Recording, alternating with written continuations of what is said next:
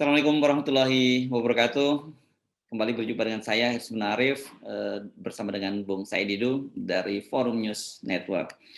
Bung Said Didu, Anda ini kan walaupun pensiun dini, Anda termasuk pensiunan ASN ya, pensiunan pegawai negeri sipil ya. Betul. Nah, itu. Oke, berarti Jadi, ini tunjangan THR Anda tahun ini tidak akan penuh. Karena sudah ada nota dinas dari Kemenkeu itu hanya beberapa komponen saja yang dipenuhi.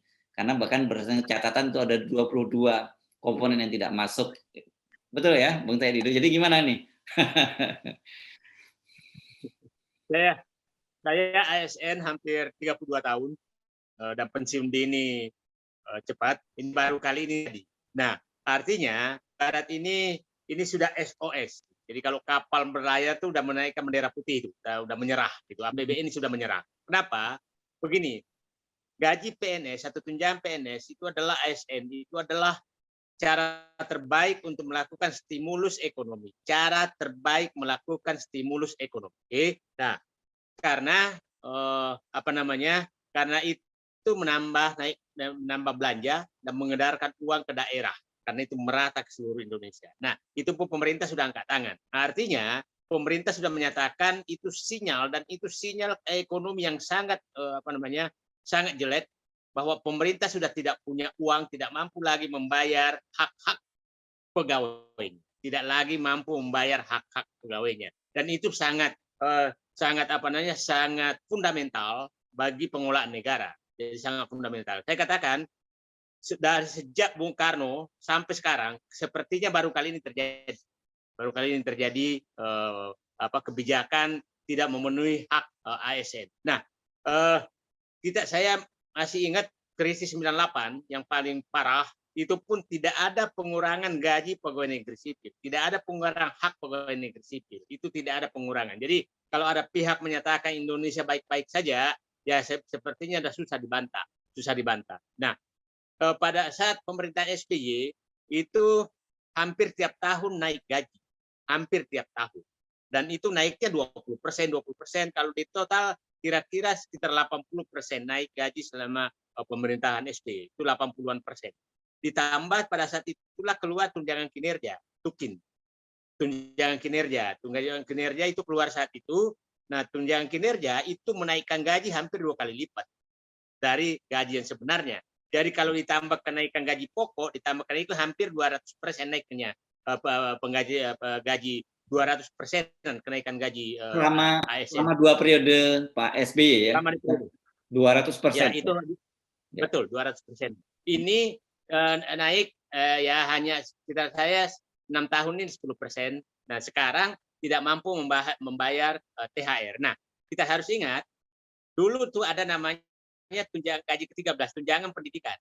Itu gaji ke-13 ditambah THR. Ini sekarang tunjangan pendidikan hilang, THR dikurangi. Oke? Jadi pengurangan sebenarnya di ASN banyak sekali. ASN itu karena sudah kehilangan 1 bulan penuh untuk tunjangan pendidikan, sudah kehilangan THR. Jadi kalau dihitung-hitung bahwa ini terjadi pengurangan, itu kan harusnya terima 2, sekarang 2 gaji, maksudnya 2 itu gaji ke-13 ditambah dengan THR selama setahun, 2 kali 2 aja. Sekarang kalau dilihat, kalau dikurangi tunjangan kinerja, nah kira-kira yang diterima ASN itu kira-kira hanya 30-50%, tergantung posisinya. 30-50% dari total hak yang sebenarnya kalau dia terima TUKIN, tunjangan kinerja. Jadi sekarang kalau dihitung bahwa dia hanya menerima sekitar 20%, 10-20% dari total hak selama setahun, karena kehilangan 1 bulan kan, kehilangan lagi ini hanya 30%. Jadi ini betul-betul bendera putih dari menteri dari pemerintah terhadap kemampuan dia membayar pegawainya, kemampuan dia untuk membayar pegawainya. Tapi yang menarik, Pak Mas Hersu, adalah di balik itu kelebihan mengambil utang. Nah, kelebihan mengambil utang itu kan menyebabkan ada beberapa kebijakan yang bertolak belakang dengan ketidakmampuan membayar pegawai. Satu adalah Dia tuh mengambil utang hampir 200% sudah ditarik dan ada di Bank Indonesia dan itu kita sudah bayar bunganya terus oleh rakyat lewat pajaknya. Nah, kenapa itu nggak dipakai? Dibiarkan saja. Oke. Yang kedua, Mas Hersu, beberapa waktu lalu kita masih ingat bagaimana memberikan subsidi kepada orang kaya, memberikan apa namanya subsidi untuk diskon PPNBM, PPNBM mobil-mobil mewah dan mobil. Nah, jadi mensubsidi orang kaya tapi tidak mampu menggaji pegawainya. Itu menurut saya di luar nalar saya, betul. Itu yang terjadi. Oke, jadi kita ini kayak hidup di Indonesia ini jadi kayak naik roller coaster ya, karena sebelumnya kan Presiden Jokowi, Departemen Keuangan dan sebagainya menebarkan optimisme bahwa kuartal kedua ini ekonomi kita akan tumbuh 7%.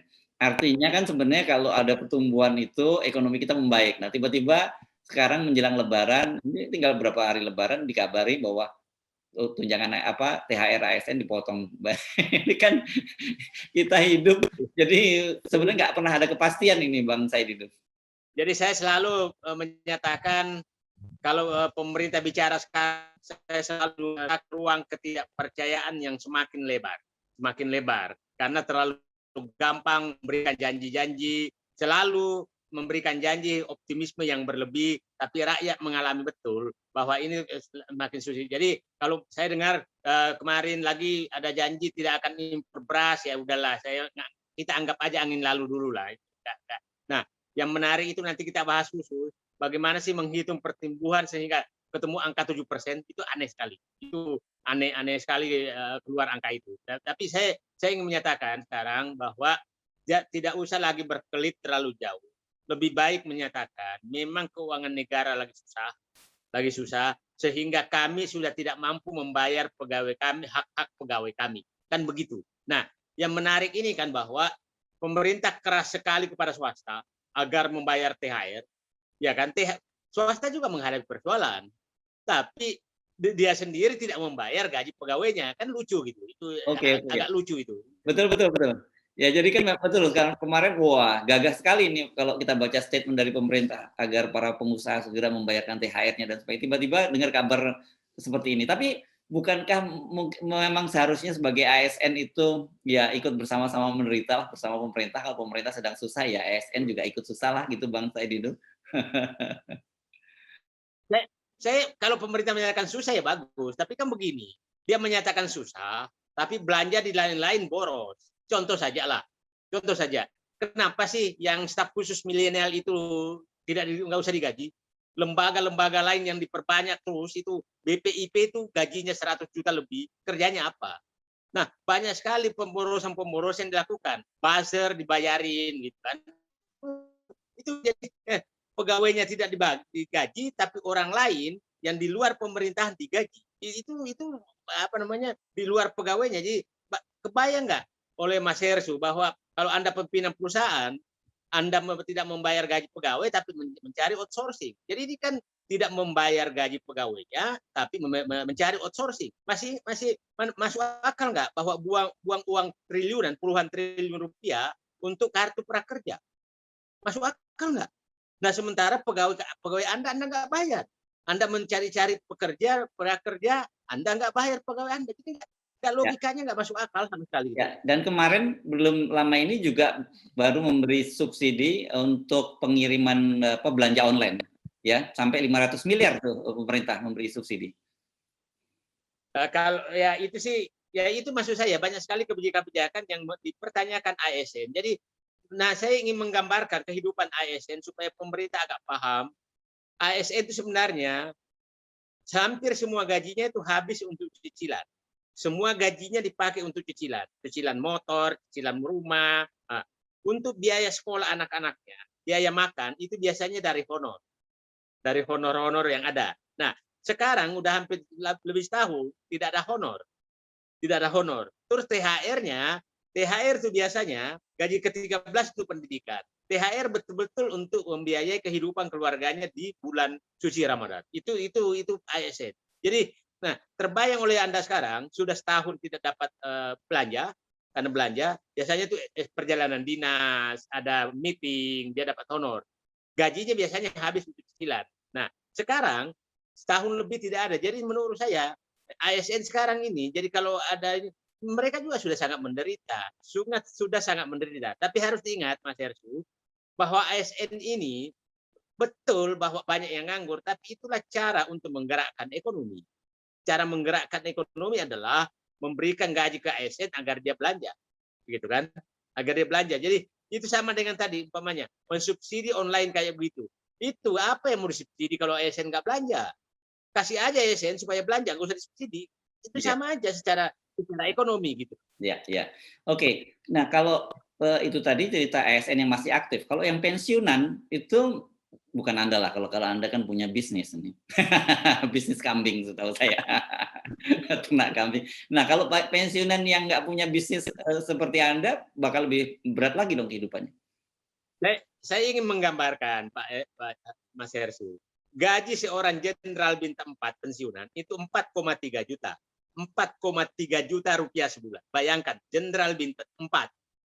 Gaji seorang saya pangkatnya tertinggi 4E, golongan 4E, itu pembina utama namanya, itu juga 4,3 juta.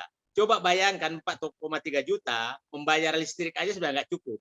Jadi itu benar-benar jadi. Nah, apalagi yang di bawah apa namanya golongan 2, tamatan SMA itu saya 1, sekian juta kira-kira. Jadi itu betul-betul ya inilah faktanya. Tapi itu kita tidak bisa mengeluh, itu pilihan hidup.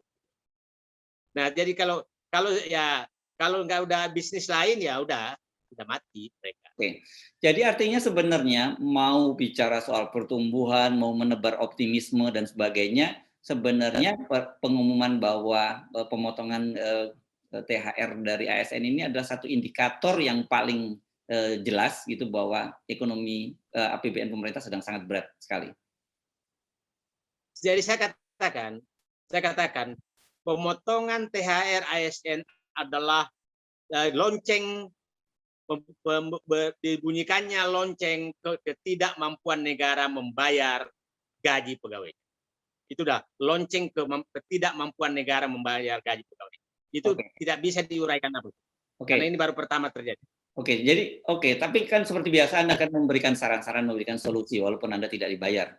Ya, jadi apa sebenarnya harusnya yang dilakukan oleh pemerintah dalam situasi semacam ini? Pemerintah ini kan masalah ekonomi sekarang itu daya beli yang rendah sehingga tidak tumbuh. Nah, kenapa daya beli ini dipotong? Aneh. Jadi menurut saya kalau perlu menurut saya gaji pegawai negeri kasih aja gaji 13 supaya belanja. Nah, ini kan belanja. Nah, menurut saya ini adalah kebijakan yang sangat kontradiktif dari upaya pemulihan ekonomi. Kontradiktif. Dengan pemerintah melakukan pemotongan ini, maka swasta juga akan berani melakukan pemotongan THR. Percaya saya. Kamu aja bisa melakukan, apalagi saya. Jadi nggak bisa lagi menegakkan itu. Nah, itu akan semakin merontokkan ekonomi. Nah, jadi saya katakan, saya sih berharap bahwa semua proyek-proyek yang ada itu didorong semua untuk meningkatkan daya beli. Nah, problem sekarang, Mas, pasti mereka menjawab, kami sudah memberikan bansos. Betul, memberikan bansos, tapi itu adalah cetak uang. Cetak uang itu tidak menumbuhkan ekonomi. Tidak menumbuhkan ekonomi sama sekali. Itu hanya di atas kertas. Nah, itu bukan ekonomi real yang tumbuh. Karena itu nanti akan menaikkan inflasi dan kenaikan ekonomi itu hanya untuk menutupi inflasi. Jadi tidak ada gunanya. Saya contoh perhitungan begini, Mas. Bank Indonesia mencetak 1.000 triliun. Ya, terus menyebabkan harusnya kan sudah kalau tidak mencetak uang maka terjadi deflasi kan. Terjadi deflasi. Terjadi deflasi itu adalah penurunan harga. Oke. Nah, tapi masih terjadi inflasi, kan lucu, pertumbuhan ekonomi minus tapi terjadi inflasi. Di negara manapun umumnya kalau pertumbuhan minus deflasi yang terjadi. Yang kita adalah inflasi yang terjadi. Nah, artinya ada uang yang beredar tidak berbasis terhadap ekonomi sebenarnya, gitu loh. Nah, itu yang terjadi. Nah, sehingga kalau ini sudah lepas maka inflasi naik. Jadi menyebabkan pertumbuhan mencetak uang itu adalah memberikan ekonomi palsu sehingga nanti kenaikan pertumbuhan ekonomi, kenaikan ekonomi, gerakan ekonomi yang disebabkan oleh beredarnya uang tersebut itu hanya habis ditelan inflasi dan itu jauh lebih tinggi resikonya dibanding dengan tanpa mencetak uang. Oke. Ya, kita ingat masih harus sekarang Bank Indonesia itu sudah memegang SUN SBN sekitar mendekati 1.000 triliun. 1.000 triliun, hampir 25% ada di Bank Indonesia. Coba, kalau itu tidak dicetak 1.000 triliun, maka memang kita udah kolaps. Oke, nah ini kalau begitu juga jangan salahkan publik karena kemarin kan Bu Menteri Keuangan minta agar belanja baju lah untuk Lebaran dan sebagainya. Jadi sekarang dengan dipotong THR-nya baru-baru beli baju ya, Bang Said Didu bisa bisa buka puasa dengan lengkap saja udah bersyukur sekarang ini. Ya, saya bayangkan Mas Hersu, kalau tanpa tukin sarjana itu kira-kira mungkin menerima 4 juta. Sarjana 4 juta rupiah. Anda bayangkan kalau udah punya anak satu, istri, itu nggak mungkin cukup. Listriknya berapa, motornya berapa, ini berapa, itu nggak mungkin cukup. Jadi untuk belanja itu lucu gitu. Jadi suruh belanja tapi nggak dikasih uang, kan agak lucu. Ya. Nah, baik. jadi saya bilang begini. Ya. Kalau saya sarankan begini. Masih ada waktu Menteri Keuangan melihat agar menggunakan karena begini, dia kelebihan menarik utang hampir 200 triliun. Sudah ada uang itu. Tolong dipikirkan ulang agar uang itu digunakan untuk meningkatkan daya beli masyarakat. Salah satunya adalah kucurkan uang itu membayar THR, PNS, ASN secara full. Jadi ada caranya, uangnya ada. Oke. Ambil kelebihan uang daripada rakyat menuntut. Kenapa Anda menarik utang lebih 200 sekitar 170-an triliun sampai 200 triliun yang bunganya sekarang ditanggung masyarakat dan Anda nggak pakai? Ya. Jadi menurut saya solusinya Mas Hersu, walaupun nggak dibayar, solusinya adalah gunakan utang yang berlebih tersebut untuk membayar full THR, ASN, dan kalau perlu kasih gaji ke-13 pada saat nanti masuk sekolah anak-anak. Itu pakai dana itu supaya ada belanja lagi. Oke, baik Bang Said Didu, ini dampak ikutannya memang serius karena seperti Anda ingatkan tadi bahwa kemungkinan swasta juga melakukan hal yang sama. Mudah-mudahan itu tidak terjadi dan kita bagaimanapun bangsa ini masih bisa merayakan Lebaran dalam situasi COVID dengan situasi yang gembira. Makasih Bang Said Didu. Assalamualaikum warahmatullahi wabarakatuh.